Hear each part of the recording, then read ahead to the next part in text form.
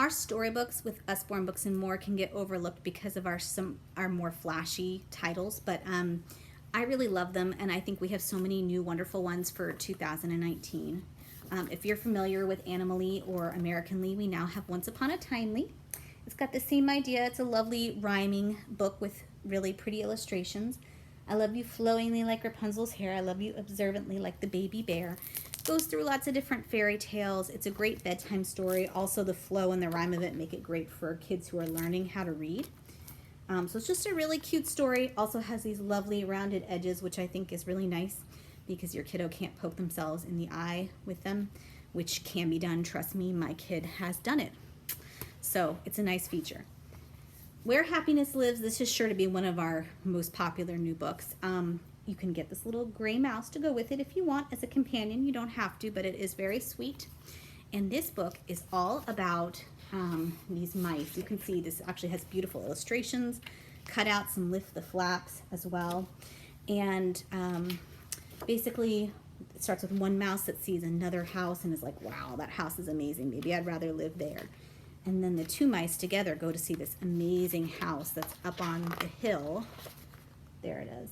And they're like, wow, we'd want to live there. But as it turns out, the mouse there has been looking down on their homes and thinking how amazing and loving their homes are and how happy. So it's really just a great story about how happiness is what you make of it and how you don't have to have a lot to make a happy home. So it's got a nice moral to it, which is always nice in a storybook. This storybook is crazy, y'all. I'm just being silly, but it is pretty interesting. This is called Room on Our Rock, and this book is about these, I think they're sea lions, and you can read this book both ways. So when you read it from this direction, it's all about how there's really not any room for another sea lion on this rock. But then you can actually read it from the other direction. And it actually says in here, no room on this rock, can it be true? Read it back to front for another point of view. And when you read it from the other direction, you get a much more positive message. So it's just going to show that there's two sides to every story, and it's a really visual way to teach perspective and how different people can see one event or things differently. So I think it's a really great book for those teachable moments in a creative way for little kids. This is a really great book for any book lover. This book has my heart just because it's really kind of all about my own personal mission. But basically what it's about is these books in a library, and when the kids leave for the day, they all come to life and they talk about their experience of the day and who's been reading them. But there's this one book that never gets read because it's up on this dusty shelf. And it's really sad, and other books want to help it. And then there's this one kid that comes into the library that never ever reads, but then he finds that dusty old book, and it's all about dinosaurs, which happens to be what he loves to draw. And so then he just starts reading up a storm and telling everybody about it, and he becomes a reader. It's all about finding that perfect book that's going to make your child be interested and come alive in reading, which is really what I find that I'm trying to do. So it really touched me in a sweet place, but I really like it. This one is super funny.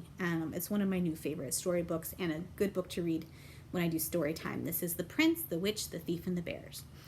It is all about a father and his son, which I think is really nice too, because you often don't see fathers as the main character in the book. A lot of times you see mom, so it's nice to see dad represented. Also, they appear to be persons of color, which I hope is not, an assumption, but it's what it looks like to me, and I really like that too, because representation is important in a book. And so I just really like what this book has in terms of representation and illustrations. But basically, this book's really funny because the father is basically making up a story as they go and letting the son come up with stories. And so he starts telling the story, and the son keeps interrupting and adding kind of like crazy stuff to it in his own opinion. So it just turns into this super wacky story. This is the kind of book that you'll read out loud and kids will just think it is absolutely hysterical because it just like doesn't make sense but does make sense. It's like a twisted fairy tale. And it's just a really fun book all about bonding and how fun making up stories can be. It's a great book for the imagination and a wonderful storybook.